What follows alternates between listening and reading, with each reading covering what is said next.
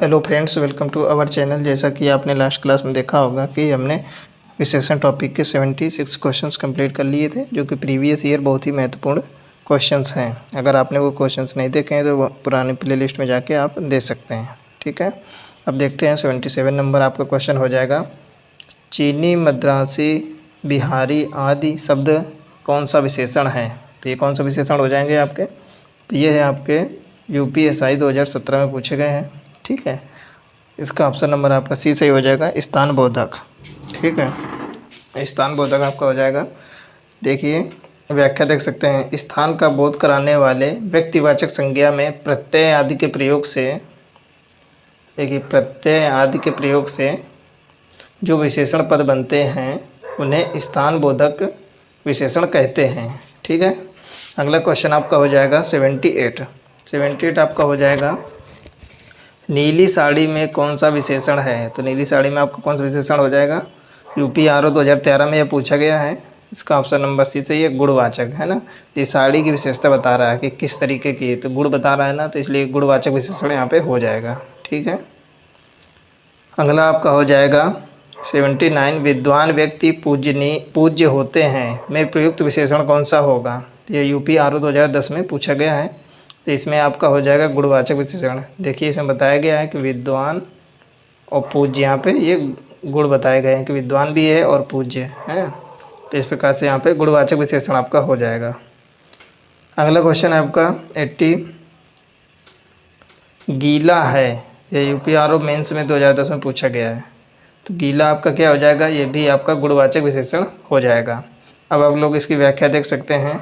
गीला में गुणवाचक विशेषण है जिस विशेषण में दशा के आधार पर वस्तु या व्यक्ति की विशेषता का बोध होता है, वहाँ गुणवाचक विशेषण होता है। जैसे गाढ़ा, सूखा, घना, रोगी, दुबला इत्यादि।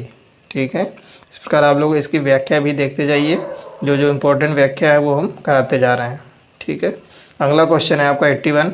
छोटा निम्नलिखित में से किस प्रकार का विशेषण है? तो इसमें आपका कौन सा विशेषण हो जाएगा? तो इसका ऑप्शन नंबर आपका हो जाएगा डी सही, ये गुणवाचक। ठीक है, विशेषण हो जाएगा। ये UPPCL स्टेनोग्राफर 2018 में पूछा गया है आपका। इसकी व्याख्या क्या हो जाएगी? देखिए आकार संबंधी इसमें विशेषता बताई गई है, इसलिए यह गुणवाचक विशेषण है। ठीक है, गुणवाचक में आकार संबंधी बताया गया है। तो इसके अंतर्गत और कौन कौन से आ जाते हैं आपके? तौल पर आपके क्या आ जाते हैं? गोल, चौकोर, समान, लंबा, सीधा इत्यादि और शब्द आपके आ जाते हैं। ठीक है, अगला क्वेश्चन है आपका 82। शब्द ठंडा हिंदी व्याकरण के अनुसार विशेषण के भेदों की किस श्रेणी में आते हैं? ये UPPCL अपर निजी सचिव परीक्षा 2018 में पूछा गया है। इसका ऑप्शन नंबर आपका डी सही है, गुणवाचक विशेषण हो जाएगा। ठीक, तो आपका क्या हो जाता है? जैसे व्याख्या में देखिए, ठंडा पानी, ठंडा दूध, ठंडा मौसम, तो इस प्रकार से ये गुण बता रहा है। ठीक है, आपका 83 नंबर हो जाएगा। शब्द पुराना हिंदी व्याकरण के अनुसार विशेषण के किस भेदों की श्रेणी में आता है? किस भेद की श्रेणी में आता है? हैं, तो ये आपका हो जाएगा गुणवाचक विशेषण हो जाएगा यहाँ पे। ठीक है, ये व्याख्या इसकी देख सकते हैं। पुराना शब्द गुणवाचक विशेषण है। अब देखिए काल के आधार पर, आपका काल के आधार पर वस्तु या व्यक्ति की विशेषता को प्रदर्शित करने वाले शब्दों को काल बोधक गुणवाचक विशेषण के अंतर्गत वर्गीकृत करते हैं। ठीक है, काल बोधक गुणवाचक विशेषण के अंतर्गत वर्गीकृत करते हैं। जैसे आपका हो जाएगा नया, पुराना, वर्तमान, ताज़ा, भविष्य, अगला, पिछला आदि, ये काल बोधक में आते हैं। ठीक है, अगला आपका हो जाएगा समझदार शब्द विशेषण का कौन सा भेद है? तो ये आपका कौन सा भेद हो जाएगा? ये UPV कांस्टेबल में पूछा गया 2018 में। ये आपका गुणवाचक विशेषण आपका हो जाएगा। ठीक है, इसके अंतर्गत आपके कौन कौन से और उदाहरण आते हैं? भला, बुरा, उचित, अनुचित। ठीक है, भला, बुरा, उचित, अनुचित, न्यायी, दानी इत्यादि आपके गुणबोधक विशेषण के अंतर्गत आते हैं। अगला क्वेश्चन आपका हो जाएगा 85। मोह शब्द कौन सा विशेषण है? तो मोह शब्द आपका कौन सा विशेषण हो जाएगा? तो यह है आपका हो जाएगा गुणवाचक विशेषण, ऑप्शन डी सही है। यह UPSI 2017 में आपका पूछा गया है। ठीक है, अगला देखिए आपका 86 हो जाएगा। नीचे दिए शब्दों में से कौन सा गुणवाचक का उदाहरण नहीं है? तो इसका ऑप्शन नंबर आपका सही हो जाएगा डी, बहुत लंबी रस्सी है। यूपीएसआई 2017 में पूछा गया है, इसमें आपका गुणवाचक विशेषण नहीं है, ठीक है। जबकि गुणवाचक आपका क्या होता है? गुणवाचक होता है जिस शब्द से संज्ञा का गुण, दशा, स्वभाव आदि लक्षित होता है उसे गुणवाचक विशेषण कहते हैं, ठीक है। अब अगला नंबर आप लोग देख सकते हैं 87 है आपका। योग्य व्यक्ति ही पहचाना जाता है। वाक्य में योग्य क्या है? योग्य कौन सा विशेषण हो जाएगा? तो यह हो जाएगा आपका गुणवाचक विशेषण, इसमें हो जाएगा आपका ऑप्शन डी सही। अगला आपका हो जाएगा उत्कर्ष एक कुशाग्र विद्यार्थी है। यहाँ कुशाग्र कौन सा विशेषण है?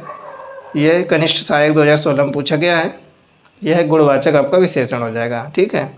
जैसे आप लोग और देख सकते हैं इसमें व्याख्या इसकी, जैसे कुशाग्र नया, पुराना, मोटा, पतला, भला, बुरा, झूठा, सच्चा इत्यादि आपके गुणवाचक में आते हैं, ठीक है।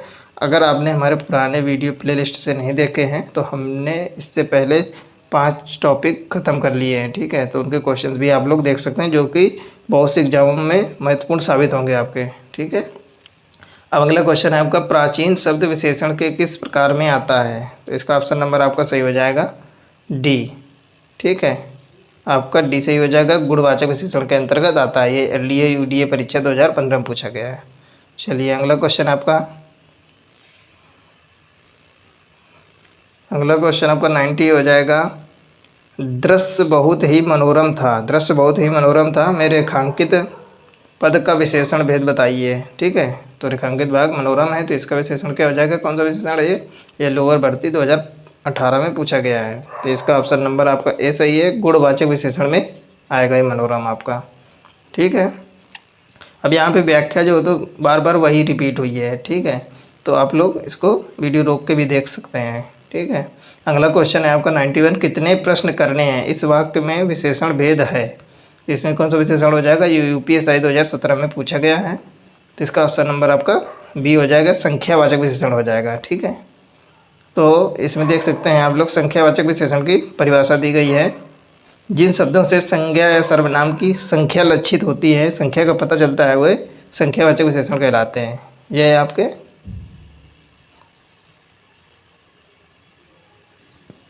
आपके मुख्य 3 भेद कौन कौन से हैं? निश्चित संख्यावाचक, अनिश्चित संख्यावाचक और परिमाण बोधक। ये 3 भेद हो जाएंगे आपके संख्यावाचक विशेषण के। अगला क्वेश्चन है आपका 92, दादी ने ढेर सारे खिलौने खरीदे। इस वाक्य में प्रयुक्त विशेषण कौन सा हो जाएगा? ये यूपीएसआई 2017 में आपका पूछा गया है, तो क्या हो जाएगा आपका? ऑप्शन नंबर बी हो जाएगा, अनिश्चित संख्यावाचक विशेषण हो जाएगा यहाँ पे, ठीक है। अब यहाँ पे देखिए आपकी व्याख्या दी गई है, जो कि बहुत ही इंपॉर्टेंट है। संज्ञा या सर्वनाम की विशेषता बताने वाले शब्द विशेषण कहलाते हैं। यह मुख्यतः 4 प्रकार के होते हैं, जो कि निम्नवत हैं। देखिए, गुणवाचक विशेषण, संख्यावाचक विशेषण, परिमाणवाचक विशेषण और सार्वनामिक विशेषण। अब इनके भी जो भाग हैं वो भी देख लेते हैं। तो आपके संख्यावाचक विशेषण में कौन कौन से हो जाएंगे? निश्चित संख्यावाचक और अनिश्चित संख्यावाचक। और परिमाणवाचक में आपके कौन कौन से हो जाएंगे? निश्चित परिमाणवाचक और अनिश्चित परिमाणवाचक, ठीक है। आपके हो जाएंगे निश्चित परिमाणवाचक और अनिश्चित परिमाणवाचक। और सार्वनामिक विशेषण में आपके कौन कौन से हो जाएंगे? 2 भेद हैं इसके, मौलिक सार्वनामिक और यौगिक सार्वनामिक, ठीक है। अब अगला क्वेश्चन है आपका 93, चौथाई शब्द का विशेषण है। ये यूपीआरओ 2014 में आपका पूछा गया है, तो ये क्या हो जाएगा? ऑप्शन नंबर इसका डी सही हो जाएगा, अपूर्णांक बोधक विशेषण हो जाएगा, ठीक है। इसकी व्याख्या देख सकते हैं। व्याख्या क्या हो जाएगी? जैसे देखिए, जिससे पूर्ण संख्या के किसी एक भाग का बोध हो उसे अपूर्णांक बोधक कहते हैं। जैसे 2.25, 10.5, चौथाई, तिहाई आदि आपके अपूर्णांक बोधक विशेषण हो जाएंगे। अगला क्वेश्चन है आपका, दनामूल में किस प्रकार का विशेषण है? ये यूपीआरओ 2014 में पूछा गया है, तो इसमें आपका ऑप्शन नंबर आपका बी सही हो जाएगा, अपूर्णांक बोधक हो जाएगा, ठीक है। अपूर्णांक बोधक विशेषण हो जाएगा ये। अगला क्वेश्चन आपका 95, दोनों शब्द किस प्रकार का संख्यावाचक विशेषण है? तो आपको बताना है दोनों शब्द किस प्रकार का संख्यावाचक विशेषण है। यूपीआरओ 2010 में पूछा गया है, तो इसका ऑप्शन नंबर आपका बी हो जाएगा, पुनरुक्ति बोधक हो जाएगा आपका ऑप्शन बी। अब देखिए इसकी व्याख्या में आप देख सकते हैं कि जो आपके संख्यावाचक विशेषण होते हैं वो दो प्रकार के होते हैं, एक निश्चित संख्यावाचक, एक आपका अनिश्चित संख्यावाचक। तो निश्चित संख्यावाचक में कौन कौन से आते हैं, जैसे गणनावाचक, क्रमवाचक, आवृत्तिवाचक, समुदायवाचक और प्रत्येक बोधक आता है। ठीक है, अगला क्वेश्चन आपका 96 हो जाएगा, दोनों शब्द है। दोनों शब्द आपका क्या हो जाएगा, ये आपका ए ऑप्शन हो जाएगा, समुदायवाचक विशेषण आपका हो जाएगा। ये यूपीआरओ 2010 में पूछा गया है। अगला क्वेश्चन आपका 97 है, विशेषणों में तुलना के आधार पर कितनी अवस्थाएं होती हैं। तो इसमें कितनी अवस्थाएं होती हैं, तो आप लोग इसकी व्याख्या पहले भी देख चुके हैं। तो इसकी अवस्थाएं होती हैं 3। ठीक है, यूपी शायद 2017 में ये पूछा जा चुका है। कौन कौन सी होती हैं 3 अवस्थाएं, मूलावस्था, उत्तरावस्था और उत्तमावस्था। ठीक है, अगला क्वेश्चन आपका हो जाएगा 98, एक लड़का स्कूल जा रहा है। इस वाक्य में विशेषण आपको बताना है। तो इसका विशेषण हो जाएगा गणनावाचक। ठीक है, तो बताया गया ना कि एक लड़का जा रहा है, तो एक आपका क्या हो जाएगा, गणनावाचक हो जाएगा। यूपी शायद 2017 में ये पूछा गया है। 1, 2, 3, 4, 5 ये सब क्या होती है, गणना होती है। 99 आपका हो जाएगा, मोहन तुमसे चौगुना काम करता है। इस वाक्य में विशेषण आपको पहचानना है। तो विशेषण आपका हो जाएगा आवृत्तिवाचक, ऑप्शन नंबर ए सही हो जाएगा आपका। ठीक है, इसमें 2, दुगुना, तिगुना, चौगुना, 5 गुना आदि ये सब आवृत्तिवाचक विशेषण के अंतर्गत आते हैं। आज का आपका लास्ट क्वेश्चन है, ऑप्शन नंबर क्वेश्चन आपका चौथा, व्यक्ति ज़्यादा होशियार है। इस वाक्य में चौथा क्या है, चौथा आपका क्या हो जाएगा, तो ये आपका हो जाएगा ऑप्शन नंबर डी सही, संख्यावाचक विशेषण के अंतर्गत आएगा आपका। ये यूपीएसआई 2017 में पूछा गया है। तो ओके फ्रेंड्स, अगर आपको हमारे वीडियो पसंद आते हैं तो लाइक, शेयर और सब्सक्राइब करना बिल्कुल ना भूलें, जिससे आपको नए नए वीडियो टाइम से मिलते रहें। ठीक है, ओके, टेक केयर।